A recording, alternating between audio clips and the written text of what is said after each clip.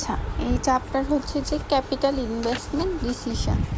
এখানে হচ্ছে আমি যে একটা কোম্পানিতে ইনভেস্ট করব, আমার কতটুকু ওই কোম্পানিতে হচ্ছে ইনভেস্ট করা অর্দি হবে, ওই কোম্পানিতে ইনভেস্ট করা অর্দি হবে কি না সেটা বের করা।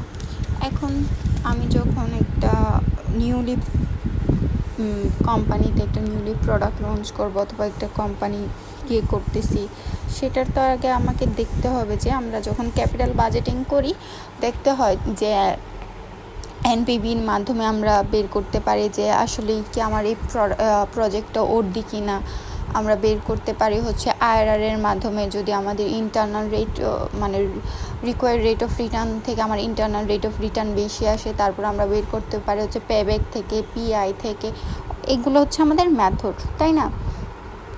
এখন এখানে হচ্ছে যে আমি যখন একটা বিজনেসে যাব, আমার কাছে তো সব ডাটা দেওয়া থাকবে না। আমার ডাটাগুলো আমাকে নিজে কালেক্ট করতে হবে। কালেক্ট করে আমাকে নিজে মেথডের মাধ্যমে ডিসিশন নিতে হবে যে আসলেই কি এই প্রজেক্টটা আমার জন্য অর্দি কিনা, অথবা আমি এই প্রজেক্টে ইনভেস্ট করব কিনা, অথবা এটাকে প্রসিড করব কিনা। সেটার জন্য যেহেতু আমার কাছে কোনো ধরনের ক্যাশ ফ্লোস নাই, আমাকে হচ্ছে বের করতে হবে। এই চ্যাপ্টারে হচ্ছে সেটাই মূলত মেইন কাজ, যে আমাকে ক্যাশ ফ্লো দেওয়া থাকবে না, আমাকে নিজে সব কিছু আইডেন্টিফাই করে বের করতে হবে। সেই জন্য আমাদের কিছু কিছু ক্লু দেওয়া থাকবে। আচ্ছা, যদি আমি তোমাকে প্রথম মেইন সূত্রটা দেখাই যেটা আমাদের বের করতে হবে, সেইটা হচ্ছে গিয়ে কোন ফর্মুলা বের করতে হবে। আমাদের মেইনলি এই যে এই প্রজেক্ট ক্যাশ ফ্লোসটা বের করতে হবে। সেটার জন্য আমাদের দরকার ওসিএফ, এএনডব্লিউসি। ওসিএফ মানে হচ্ছে অপারেটিং ক্যাশ ফ্লো, সিএফ এটি দিয়ে বোঝায় হচ্ছে টি হবে এখানে ক্যাশ ফ্লোস আফটার ট্যাক্স, অথবা এনসিবি নিট ক্যাশ বেনিফিট। তিনটা সেম জিনিস, এটা মনে রাখবা। শুরু হয় ইয়ার 1 থেকে, ইয়ার 1 থেকে। অপারেটিং ক্যাশ ফ্লোস শুরু হয় ইয়ার 1 থেকে। তারপর ANWC addition networking capital, changes in networking capital. এটা শুরু হয় ফার্স্ট ইয়ার থেকে, যে কোনো ঘরে, সব ঘরে এটা হতে পারে। তারপর হয় অপরচুনিটি কস্ট হয় 0 ইয়ারে আর হচ্ছে লাস্ট ইয়ারে। অপরচুনিটি কস্ট 0 ইয়ারে হয় আর লাস্ট ইয়ারে হয়। CI capital investment, CS capital spending, CO cash outflow, এটাও হয় ইনিশিয়াল ইয়ারে আর হচ্ছে লাস্ট ইয়ারে। প্রজেক্ট ক্যাশ ফ্লোস হয় ইনিশিয়াল ইয়ারে। তুমি তো এটা ক্যাশ ফ্লো, যদি তোমার আউটফ্লো হয় তাহলে হচ্ছে মাইনাস হয়, আর যদি ইনফ্লো হয় তাহলে প্লাস হয়। বেশিরভাগ দেখা যায় যেহেতু আমি ক্যাপিটালটা ইনভেস্ট করে থাকি, এটা অনেক একটা হিউজ অ্যামাউন্টে থাকে, সেই জন্য এখানে সাধারণত প্রথম ঘরেই মাইনাস হয়, বাকি ঘরগুলোতে ইনফ্লো হয়ে আসে। আবার আউটফ্লো হলে মাইনাস হবে, এইখানে এটাই মেইন কথা। আচ্ছা, এখন আমাদের প্রশ্ন হচ্ছে আমরা ওসিএফ, সিএফএ, এনএসবি যেটাই বলি না কেন, সেগুলো আমরা কিভাবে বের করি। বের করার জন্য আমাদের সূত্র আছে। ওসিএফ বের করার জন্য টোটাল সূত্র আছে 4টা। কি যদি আমরা দেখি, পপুলার মেথড অথবা জেনারেল ফর্মুলা, যেটা আমরা সব থেকে বেশি ইউজ করব সেটা হচ্ছে পপুলার মেথড অথবা জেনারেল ফর্মুলা। এগুলো আমাদের মনে রাখতে হবে, কারণ আমাদেরকে বলে দিতে পারে যে ওসিএফ নির্ণয় করো জেনারেল ফর্মুলায়, অথবা টপ ডাউন, অথবা বটম আপ অ্যাপ্রোচে, অথবা ট্যাক্স শিল্ড অ্যাপ্রোচে। এখানে মনে রাখবো সব থেকে বেশি আসে জেনারেল ফর্মুলা আর ট্যাক্স শিল্ড অ্যাপ্রোচ, এই দুইটা থেকে। এখন প্রথমটা যদি আমরা দেখি, EBIT plus depreciation minus tax, এটা হচ্ছে আমাদের ফর্মুলা। এভাবে আমরা বের করতে হবে। ওসিএফ আরেকটা ফর্মুলা কি, টপ ডাউন অ্যাপ্রোচে sales minus cost minus tax. OCF আমরা আরেকভাবে বের করতে পারি, সেটাকে আমরা বলি ট্যাক্স শিল্ড অ্যাপ্রোচ, এটা আমরা মনে রাখবো। Sales minus cost into 1 minus tax rate, TC মানে হচ্ছে corporate tax rate, plus depreciation into corporate tax rate, tax shield approach. তারপর হচ্ছে bottom up approach, NI plus DEP. এই অ্যাপ্রোচটা আমরা তখনই ইউজ করতে পারবো যখন ইনিশিয়াল এক্সপেন্স জিরো হয়। ইনিশিয়াল এক্সপেন্স যদি জিরো হয় তখনই আমাদের এই বটম আপ অ্যাপ্রোচটা অ্যাপ্লিকেবল। আচ্ছা, এটা গেল হচ্ছে শুধু ওসিএফ নির্ণয় করা। আমরা দেখব কিভাবে আমরা নির্ণয় করতে পারি। তারপর হচ্ছে এএনডব্লিউসি অথবা সিএনডব্লিউসি, অ্যাডিশন নেটওয়ার্কিং ক্যাপিটাল অথবা সিএনডব্লিউসি নেটওয়ার্কিং ক্যাপিটাল। এখানে আমরা দেখি একটু কি বলছি আমরা। এটার হচ্ছে ফর্মটা লিখছি, নেটওয়ার্কিং ক্যাপিটাল কীভাবে বের করি, current asset minus current liabilities. প্রজেক্টের শেষ ইয়ারে শূন্য দেখাতে হবে। আচ্ছা, এটার মানে হচ্ছে দেখো আমরা কি বলছিলাম যে এই এএনডব্লিউসি যে কোনো ইয়ারে হতে পারে, যে কোনো ইয়ারেই আমার এই মানটা বসতে পারে। এখন কিছু কিছু আমার মাইনাসে আসতে পারে, কিছু কিছু টার্ম আমার প্লাসে আসতে পারে। এটা কিভাবে ক্যালকুলেশন করি সেটা একটা ক্যালকুলেশন দেখলেই বুঝবো, ম্যাথে আছে। আচ্ছা, কিছু কিছু টার্ম মাইনাস হতে পারে, কিছু কিছু টার্ম প্লাস হতে পারে। এখন এইটা ক্যালকুলেশন করার পর আমাকে ব্যালেন্স করে দিতে হবে।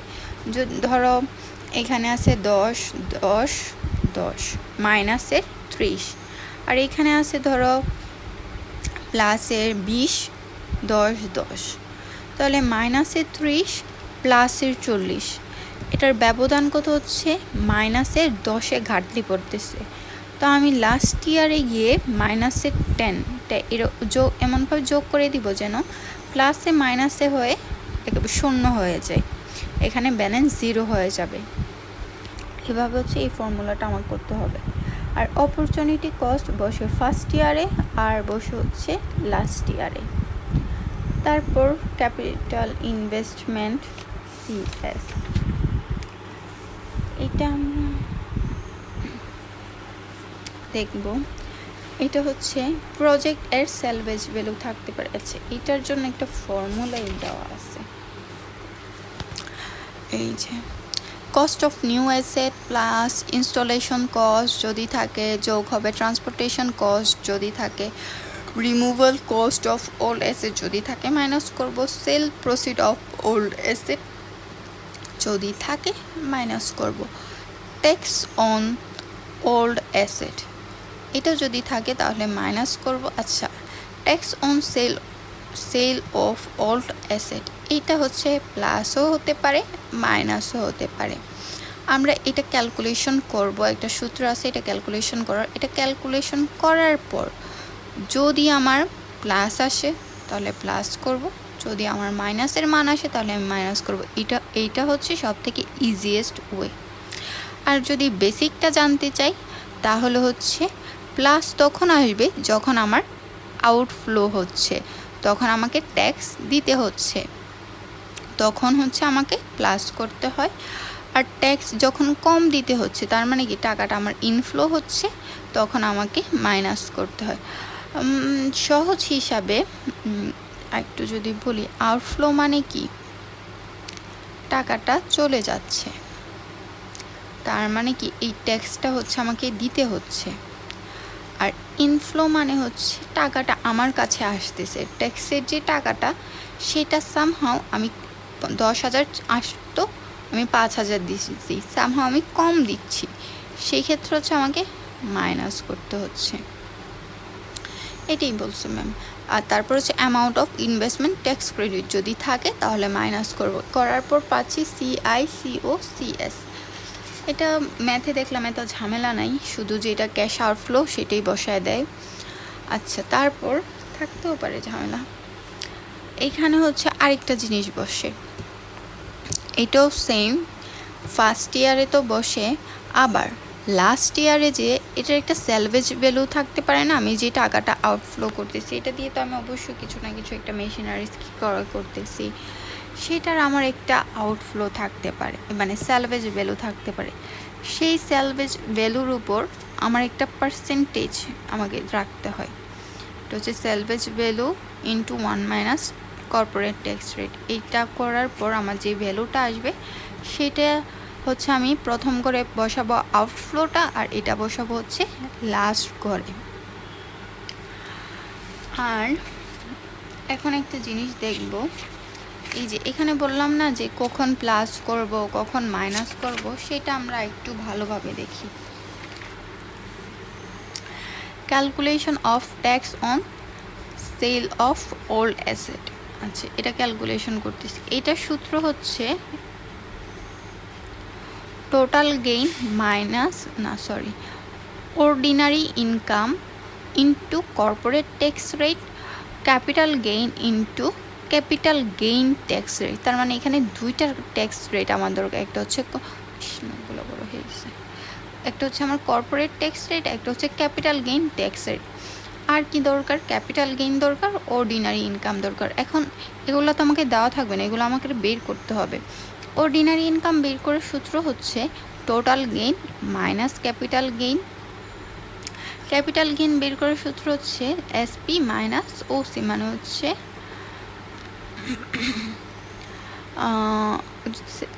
Selling price minus original cost. আর টোটাল গেইন বের করার সূত্র হচ্ছে selling price minus book value. এখন যদি আমরা প্রথম থেকে আসি, অরিজিনাল কস্ট দেওয়া আছে 50,000, ইউজফুল লাইফ 5 বছর, has been use for 2 years and sold at 60,000। এটা আমি সোল্ড করছি, তার মানে এটা আমার স্যালভেজ ভ্যালু, এটা হচ্ছে আমার সেলিং প্রাইস।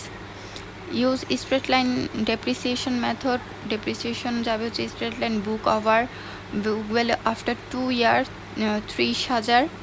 এটা হচ্ছে আমার book value. Capital gain tax rate হচ্ছে 20%, কর্পোরেট ট্যাক্স রেট হচ্ছে 30%। সেখান থেকে যদি আমার একটা কেস দেওয়া থাকে যে সেলিং প্রাইস বেশি অরিজিনাল কস্ট থেকে, তার মানে এটার ক্যাশ আউটফ্লোটা কীরকম? ওই যে এটাই তো, সেলিং প্রাইস 60,000, অরিজিনাল কস্ট 50,000 বেশি আছে। সেই ক্ষেত্রে আমাকে প্রথমে কি বের করতে হবে? ক্যাপিটাল গেইন, তারপর টোটাল গেইন, তারপর অর্ডিনারি ইনকাম, তারপর হচ্ছে আমি ট্যাক্সনশীল বের করতে পারবো। ক্যাপিটাল গেইনের সূত্র হচ্ছে selling price minus original cost 60,000 minus 50,000। Total গেইনের হচ্ছে selling price minus book value 60,000 minus 30,000, 30,000 আসবে। তারপর অর্ডিনারি ইনকামের সূত্র কি? Total gain minus capital gain. তাহলে টোটাল গেইন পাইছি 30,000, ক্যাপিটাল গেইন পাইছি 10,000, 30 মাইনাস 20,000। এখন tax on sell of old asset কীভাবে পাবো? অর্ডিনারি ইনকাম 20,000, ট্যাক্স রেট কত? 30%। ক্যাপিটাল গেইন কত? ক্যাপিটাল গেইন হচ্ছে 10,000, ক্যাপিটাল গেইন ট্যাক্স রেট হচ্ছে 20%। এই যে সূত্র লিখলাম, এই যে 20,000 গুণ 0.3, 10,000 গুণ 0.2, এভাবে বের করলাম। এখানে বের করার পর এই যে 8,000 আসছে প্লাসের, এখন এই 8,000 গিয়ে এই যে এখানে যেটা আছে এখানে গিয়ে প্লাস করব। যদি আবার এখানে মাইনাস আসতো তাহলে ওইখানে আবার মাইনাস করব। এখানে দেওয়া আছে একটা মাইনাসেরও দেওয়া আছে। এখন আরেকটা কেস দিছে, যদি সেলিং প্রাইস বুক ভ্যালু থেকে বেশি হয়, সেলিং প্রাইস বেশি হয় বুক ভ্যালু থেকে, কিন্তু আবার অরিজিনাল কস্ট বেশি হবে বুক ভ্যালু থেকে। যেমন এখানে একটা দেওয়া আছে যে সেলিং প্রাইস বেশি বুক ভ্যালু থেকে, আবার অরিজিনাল কস্ট বেশি বুক ভ্যালু থেকে। সেলিং প্রাইস কত? 40,000, book value 30,000, original cost 50,000।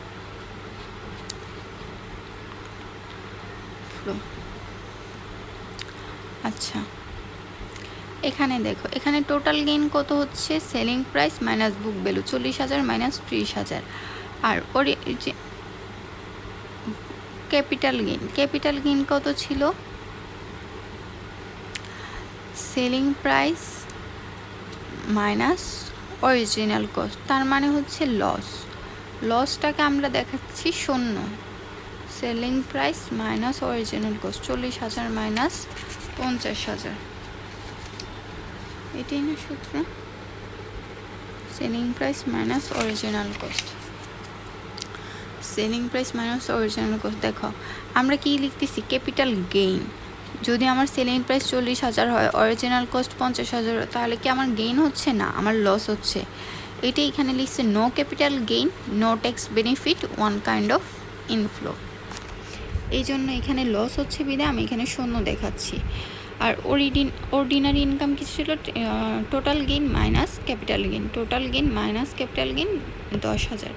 Tax benefit হবে শুধু 10,000-এর উপর 30%, কারণ এখানে তো কোনো ক্যাপিটাল গেইন নাই, তাহলে আমি ক্যাপিটাল গেইনের উপর কীভাবে ট্যাক্স রেটটা অ্যাপ্লিকেবল করব, সেই জন্য শুধু এখানেরও প্লাস বের হয়েছে, তার মানে আমাকে ওই জায়গায় গিয়ে প্লাসে 3,000 করতে হবে।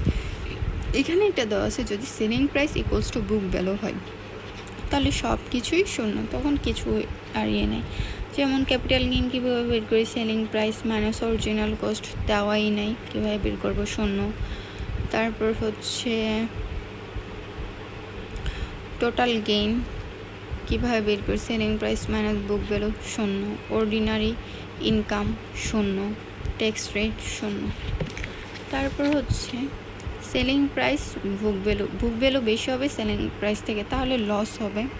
এখন ক্যাপিটাল গেইন 0, টোটাল গেইন কত, সেলিং প্রাইস মাইনাস 30,000 মাইনাসের 5,000, অর্ডিনারি ইনকাম কত, মাইনাসের 5,000 মাইনাস শূন্য মাইনাসের 5,000, ট্যাক্স মাইনাসের 5,000-এর উপর এই যে মাইনাস করতে, এখানে মাইনাস আসছে তাই বিদায় মাইনাস করতে হবে।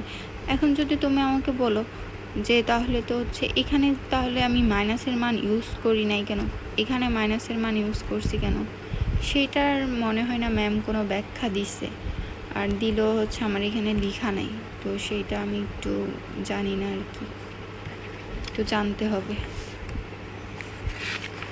এখানে আর কিছু বের করার আছে, আর হচ্ছে গিয়ে net income, net earnings, net profit, সেটা কীভাবে বের করতে পারি, সেটা হচ্ছে দেওয়াই থাকবে না, নিট ইনকাম কি দেওয়া ছিল না,